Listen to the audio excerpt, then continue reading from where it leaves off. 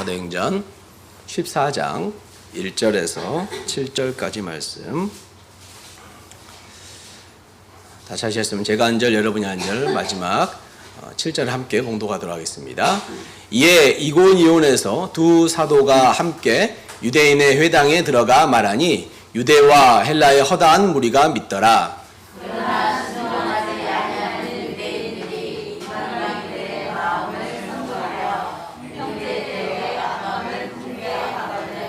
두 사도가 오래 있어 주를 힘입어 담대히 말하니 주께서 그들의 손으로 표적과 기사를 행하게 하여 주사 자기 은혜의 말씀을 증언하니 하시니 그 신에 우리가 드디어 유대인을 따른 자들 있고 두 사도들을 따른 자들 있느니라. 이방인과 유대인과 그 관리들이 두 사도를 모욕하며 돌로 치려고 달려드니 그들이 알고 도망하여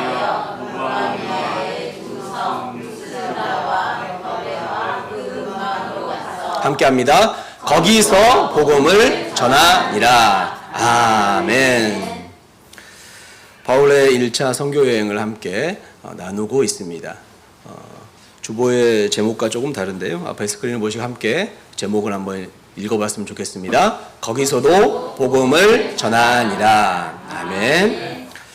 거기서도 복음을 전하니라 라는 말씀의 제목을 함께 은혜 받는 시간 되시길 소망합니다. 아멘. 저는 지금 바울의 선교여행을 함께 1차 선교여행을 함께 나누고 있습니다. 1차 선교여행은 안디옥에서 출발해서 구브로를 지나 또 버가를 지나서 비시디아 안디옥에서 함께 복음을 전했던, 지금은 이고니온으로 와서 있는 모습을 함께 전도여행을 하고 있습니다. 비시디아 안디옥에 도착했던 바울은 회당에 가서 먼저 설교를 했습니다. 설교는 누구든지 예수 그리스도를 구주로 믿으면 그가 여전히 죄인이지만 죄사함을 받고 영원히 썩지 않을 예수 그리스도로 인하여 완전한 의의 옷을 입게 될 것이다. 의인으로 의롭다함을 받을 것이다. 라는 그 설교를 전했습니다. 바울의 설교를 듣는 사람들의 반응은 어땠습니까? 먼저 그들은 다시 듣기를 원했습니다. 다음 주 안식일에도 그렇게 말씀을 다시 듣기 원했어요. 그래서 바울 일행은 다음 안식일에도 복음을 전하게 됩니다. 그런데 이를 시기한 유대인의 무리가 생겼습니다. 바울은 그들을 향해서 이사야 49장 6절의 말씀을 인용해서 복음이 유대인들에게 먼저 선포되었으나 그들이 받아들이지 아니하니 이방인들에게 향하게 되었음을 말합니다. 바울이 이방인 선교를 선포하게 된 것이죠. 이러한 바울의 이야기를 들은 이방인들은 기뻐하며 하나님을 찬양하고 예수를 구주로 영접하게 되었습니다.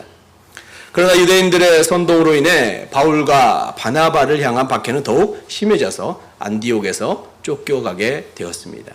바울 일행은 발에 티끌을 떨어버리고 이고니온으로 향하게 되었습니다.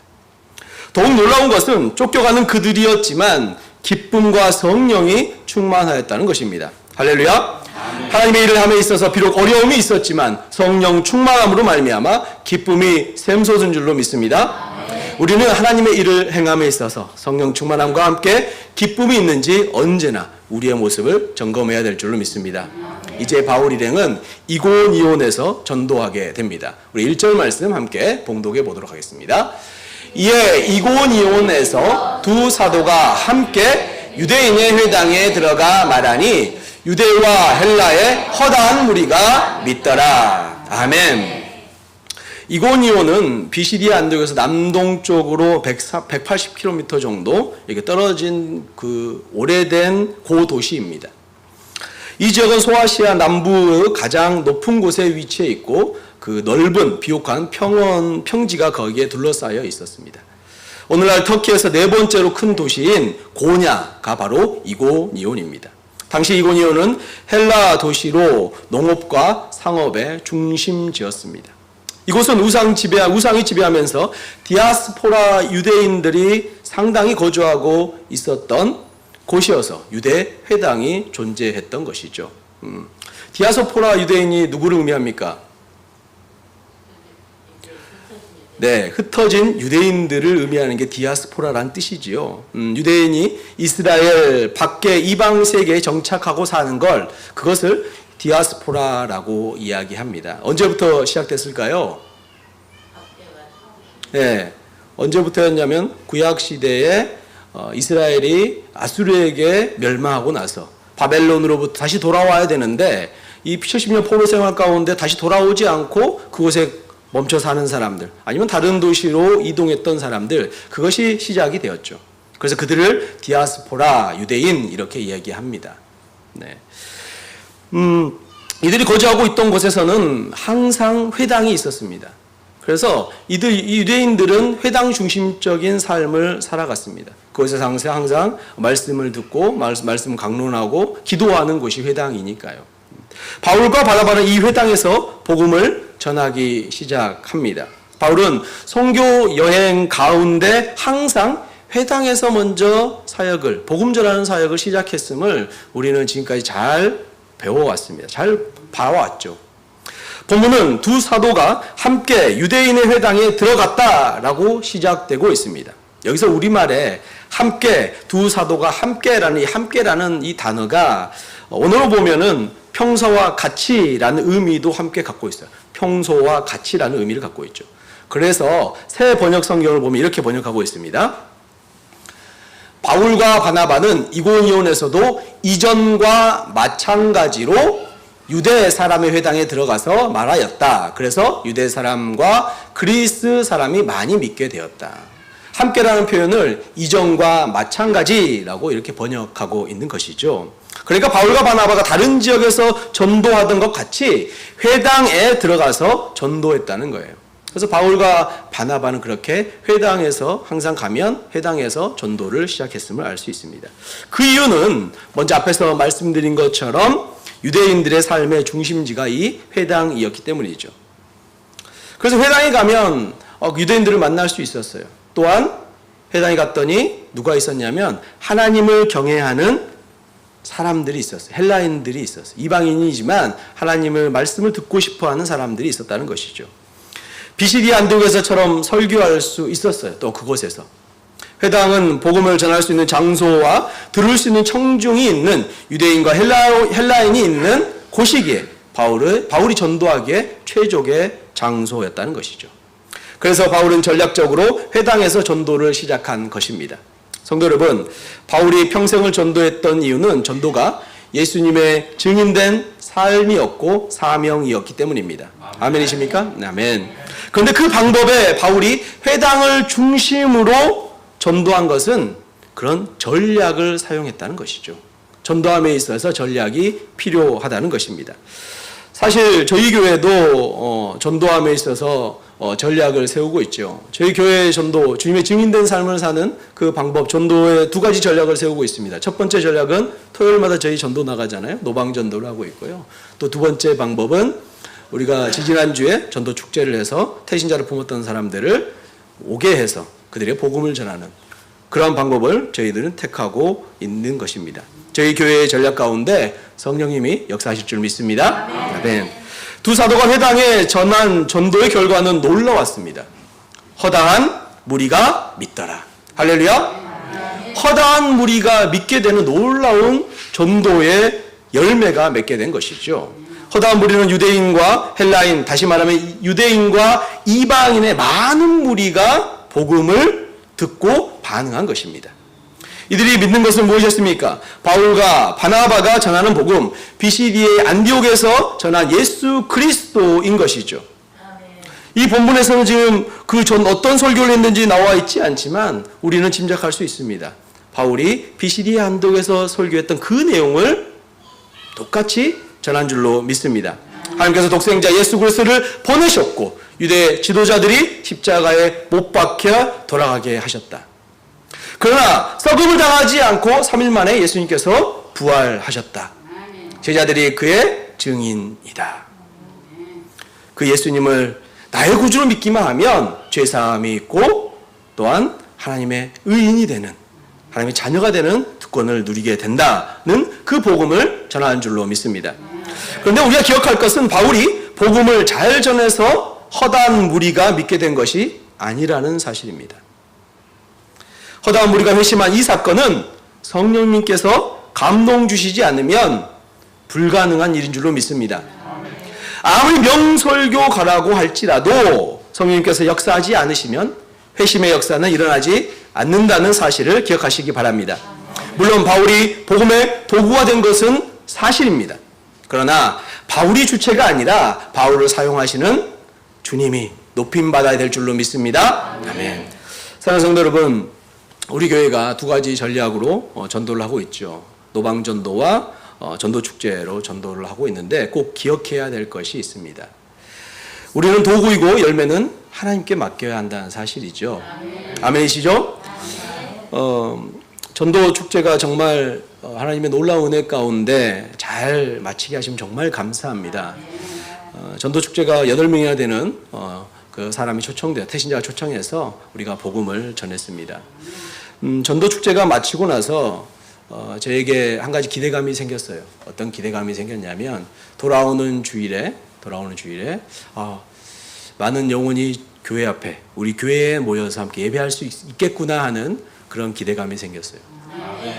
또 한편으로 어떤 두려움이 생겼냐면 한 분도 오시지 않으면 어떨까? 라는 두려움이 생겼어요. 한 주 동안이 좀 길었던 것 같아요, 저한테. 그런데 그러한 두려움과 기대감에 관해 이렇게 기도하고 있을 때 하나님께서 큰 깨달음을 주셨어요. 그게 뭐냐면 제가 정말 교만하다는 생각이 들었습니다. 왜 교만하다는 생각이 들었냐면 제 마음 가운데 우리 전도라는 하나님의 증인된 삶을 사는 이 모습이 우리 교회가 전도하는 것이 우리 교회의 부흥을 바라고 있었다는 모습이 깨달음을 주시더라고요. 우리가 전도하는 것은 하나님의 명령이기 때문에 전도하는 것이죠. 주님의 증인된 삶을 사는 것이에요. 그런데 그 전도가 우리 교회의 부흥의 목적이 된다면 안 된다는 거죠. 교회의 부흥의 목적이 아니라 하나님 나라의 부흥의 목적이 되는 줄로 믿습니다. 그런데 이미 제가 하나님이 되어 있더라고요. 이미 그 사람들이 우리 교회에 나올 것이라는 하나님의 일에 이미 제가 개입되어 있더라고요. 하나님이 우리 교회에 보내주시든 보내주지 않은 것은 하나님의 일이지, 하나님이 하실 일이지 우리 일이 제 일이 아닌 거거든요. 근데 제가 하나님의 월권행위를 넘어서서 그것을 제가 기대하고 있더라고요. 굉장히 회개를 많이 했습니다. 저와 여러분이 아시다시피 일주일 뒤에 제 교회에 한 분도 안 오셨어요. 정말 감사한 일은 무슨 일인지 아세요? 제가 그 모습을 보고 실망감이 없었어요. 평안함이 있었고요. 감사함이 생기더라고요. 내가 하나님의 일인 것을 내가 간섭하지 않고 하나님이 하나님 되심을 더욱더 올려드려야 한다는 사실에 큰 깨달음을 주신 우리 하나님 너무 감사하더라고요. 사랑하는 성도 여러분, 우리는 우리가 할 일과 하나님이 할 일을 구분해야 합니다. 그래서 우리는 우리가 할 일을 하고요, 하나님이 할 일을 하나님께 맡겨야 되는 것이죠.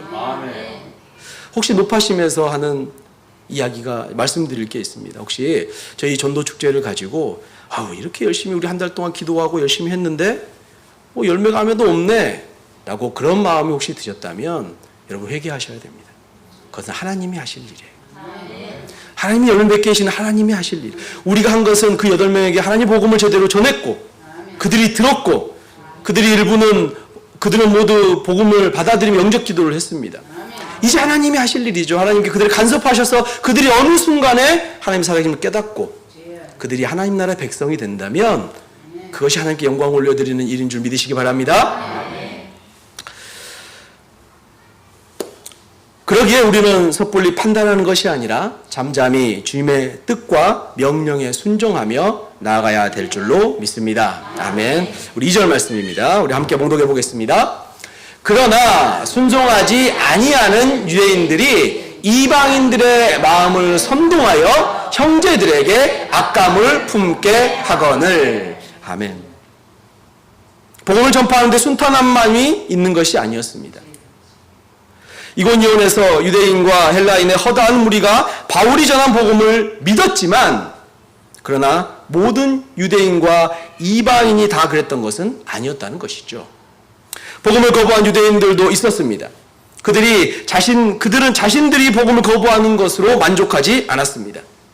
그들은 수적으로 우세한 이방인들을 선동하였습니다.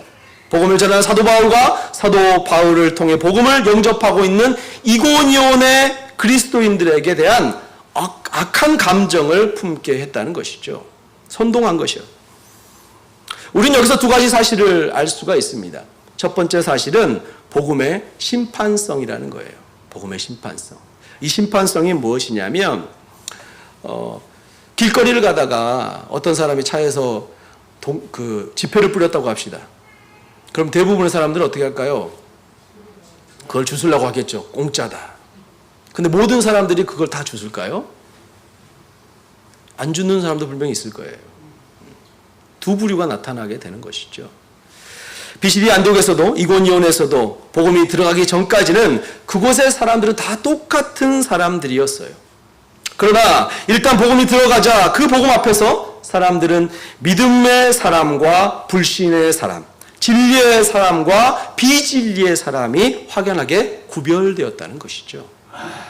이런 사람을 사도행전 13장, 우리가 지난주에 함께 나왔던 13장에는 이렇게 이야기합니다. 48절입니다.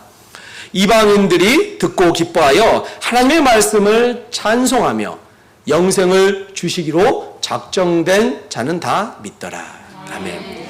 영생을 주시기로 작정된 사람과 작정되지 않는 사람이 구별된 것이죠.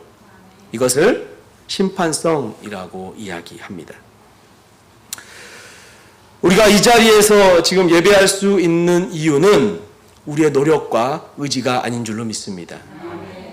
하나님께서 하나님의 택한 자녀들을 통하여서 주 앞에 나오게 하시고 그들을 통하여서 홀로 영광 받으시는 줄 믿습니다. 그럼 우리는 전적인 하나님의 은혜임을 언제나 고백해야 될 줄로 믿습니다. 두 번째 깨달음은요, 성경의 이야기는 언제나 어디서나 항상 반복되고 있다는 사실이에요. 지금 우리가 반복되고 있는 걸 발견하셨습니까? 비시디 안디옥에서와 똑같은 일이 반복되고 있어요. 유대의 지도자 무리가 사도 바울을 시기하고 반박했습니다. 그것도 모자라서 그들은 비시디 안디옥 귀부인들과 유력자들을 선동해서 바울과 바나바를 박해했어요. 똑같은 일이 지금 이고니온에서도 일어나고 있는 것이죠. 복음을 거부한 유대인들은 이고니온의 이방인들을 선동해서 악행을 저지르고 있었습니다. 그곳의 이방인들은 유대인들의 선동에 빠져 의로운 사도 바울과 바울에게 복음을 영접한 그리스도인들에게 악감을 품고 그들을 대적하게 된 것이죠. 그리고 그들이 서로 합세하여서 사도 바울을 돌로 쳐 죽이려고까지 합니다. 5절 말씀이죠. 이방인과 유대인과 그 관리들이 두 사도를 모욕하여 돌로 치려고 달려드니 결국 그들이 바울을 이고니온에서 쫓아낸 셈이었습니다. 장소와 사람은 바뀌었는데 비시디아 안디옥에서 일어난 일들이 판에 박힌 듯이 그대로 반복되고 있다는 사실이죠. 성도 여러분, 이것은 오늘날에도 예외는 아닙니다. 성경 이야기는 성경의 기록이 끝난 2000년 전에 종결되지 않았습니다. 성경 속에서 일어났던 모든 일들은 1000년 전에 반복되었고 오늘 우리 시대에도 반복되고 있습니다. 앞으로도 주님의 오실 그날까지 계속 반복될 줄로 믿습니다. 그러므로 그 반복되는 성경의 이야기 속에서 우리가 어떻게 삶을 사느냐가 중요한 것이지요.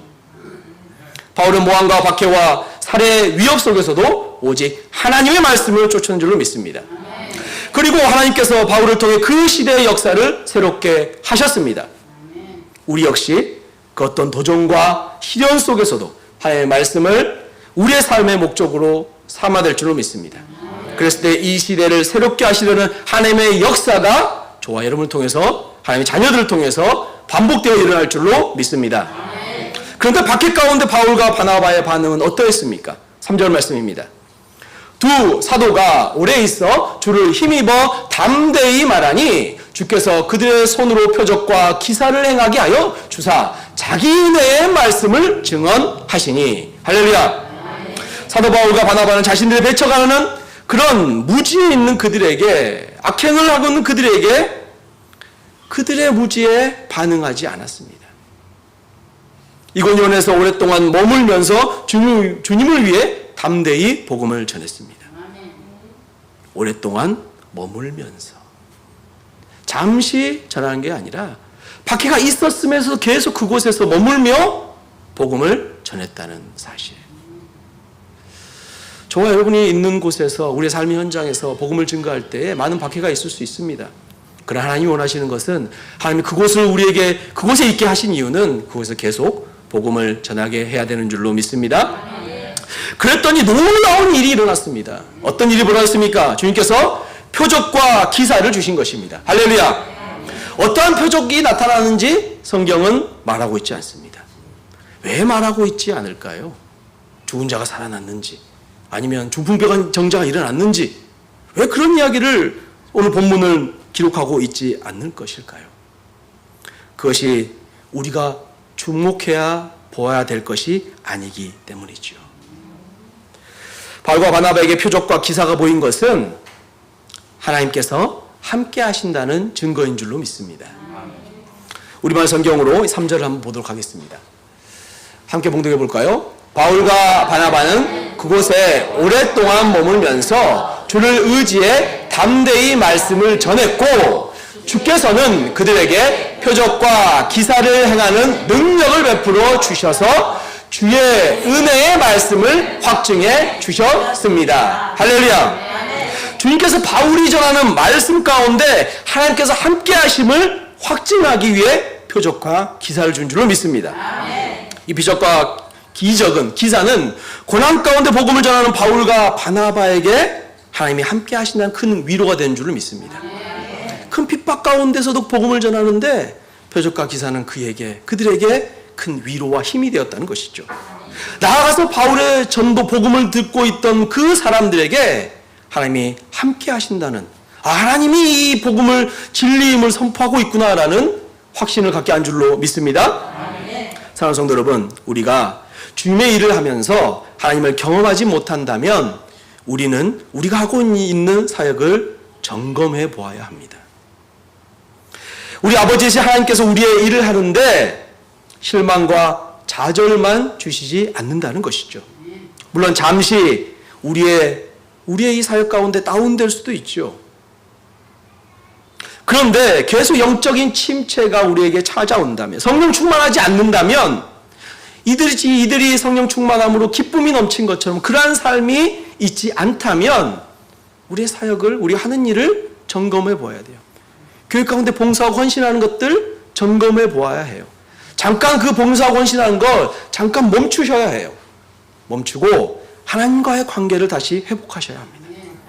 하나님 무엇 때문에 나에게 이 일을 시키시는지, 하나님 무엇 때문에 나에게 사역을 하게 하시는지, 봉사하고 헌신하게 하시는지, 그렇게 하지 않으면 우리가 봉사하고 헌신하는 것들이 우리의 공로가 됩니다. 주님 앞에 우리의 자랑이 돼요. 주님, 내가 힘든데도, 내가 아프고 힘들고 좌절하고 정말 죽을 것 같은데도 제가 주님이 이 일을 했잖아요. 거기다 보상이 무엇입니까? 제가 보상 주세요. 우리의 기도가 그런 기도가 될 수 있다는 것이죠.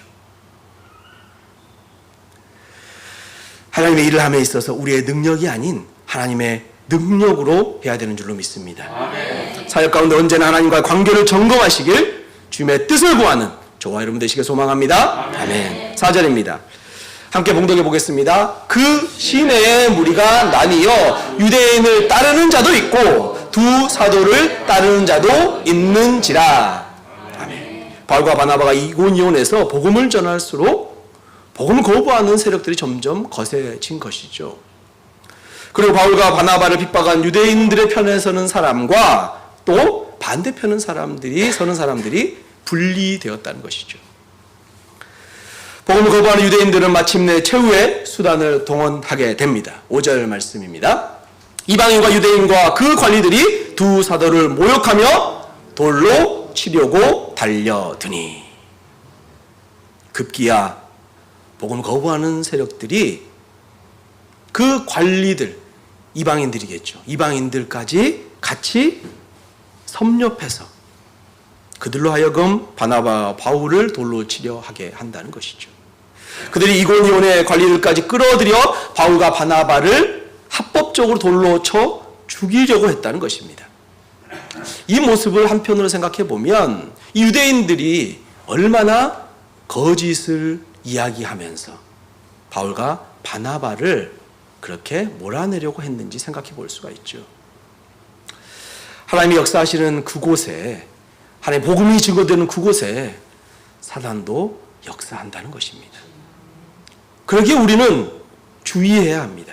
우리는 그 사단의 세력 가운데 세력이 있을 수 있음을 깨닫고 그 사단의 세력을 물리쳐달라고 주님께 기도하며 우리가 사역을 나아가야 되는 줄로 믿습니다. 사단들의 복음 전파를 방해하기 위한 수단과 방법을 가리지 않는다는 사실 꼭 기억하는 저와 여러분 되시길 소망합니다. 6절 7절입니다. 우리 함께 봉독합니다. 그들이 알고 도망하여 루가오니아의 두 성 루스드라와 더베와 그 근방으로 가서 거기서 복음을 전하니라. 아멘. 이 사도 바울과 바나바가요, 처음에 핍박이 가했을 때는 그들이 도망가지 않았어요. 그들이 오래 머물면서 그곳에 계속 복음을 전했어요. 근데 그들이 어떤 핍박을 당하게 됩니까? 돌로 맞음을 받아 죽을 위기에 처하게 된 것이죠. 어떻게 보면 그곳에서 죽어야 되는지도 모릅니다. 하나님께서 그곳에 죽기를 원하셨다면, 순교하기를 원하셨다면 죽어야 되는 것이겠죠. 하지만 이들에게 하나님께서 미리 알게 하셨고, 그리고 그 얘기는 하나님이 다른 곳으로 옮기기를 원하셨다는 것입니다. 이 사도 바울과 바나바는 사역을 함에 있어서 분명히 하나님과 계속 소통했습니다. 기도하는 걸 놓지 않았을 것이고요, 하나님의 말씀을 묵상하는 걸 놓치지 않았어요.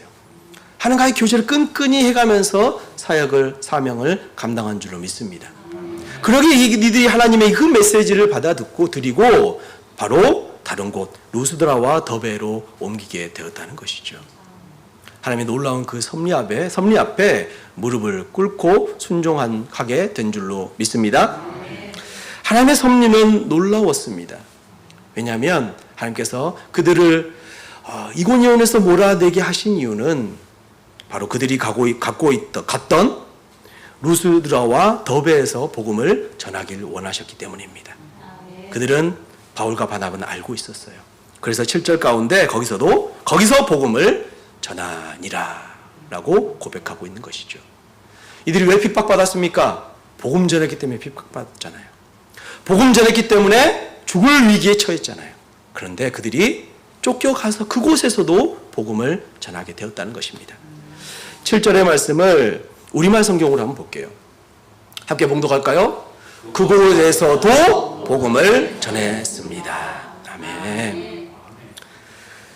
개역개정에서는 그곳에서 복음을 전했다 이렇게 표현하고 있지만 다른 성경에서는 그곳에서도 복음을 전했다고 선포하고 있는 것이죠.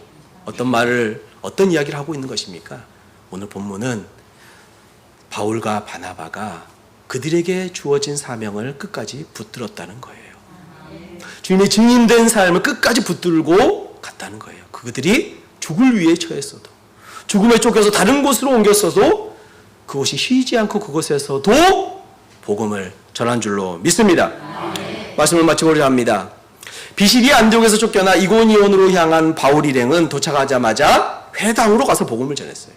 그런데 그곳에서도 지난 전도지에서처럼 똑같은 일이 반복되었습니다. 회심, 유대인들의 반대, 박해, 계속되는 선교사역, 그곳에서 더 큰 박해로 쫓겨남. 그런데 바울과 바나바는 그럼에도 불구하고 전도했습니다. 어떠한 핍박에서도 죽음 앞에서도 예수님의 증인된 삶을 놓지 않았다는 사실입니다. 사랑하는 성도 여러분, 여러분은 하나님의 자녀로서 어떻게 살아가고 계십니까? 하나님의 제자로서 어떻게 살아가고 계십니까? 우리가 꼭 기억해야 할 것은 주님이 우리에게 주신 사명을 기억해야 한다는 것입니다. 그러므로 주님의 증인된 삶은 언제나 우리의 삶의 현장에서 드러나야 될 줄로 믿습니다. 가장 먼저 우리의 입술로 복음을 전하기에 앞서 우리의 삶의 모습으로 복음을 전해야 되는 줄로 믿습니다. 입으로만 그리스도인으로 사는 것이 아니라 우리의 삶의 행동으로 날마다 그리스도의 향기를 품는 연습을 하는 저와 여러분 되시길 소망합니다. 또한 성령님께 감동 주실 때에 입술을 열어서 복음을 증거해야 될 줄로 믿습니다. 그것이 지상 명령임을 기억하시며 그곳에서 복음을 전하는 주님의 은혜교회 성도님들 되시길 소망합니다. 아멘.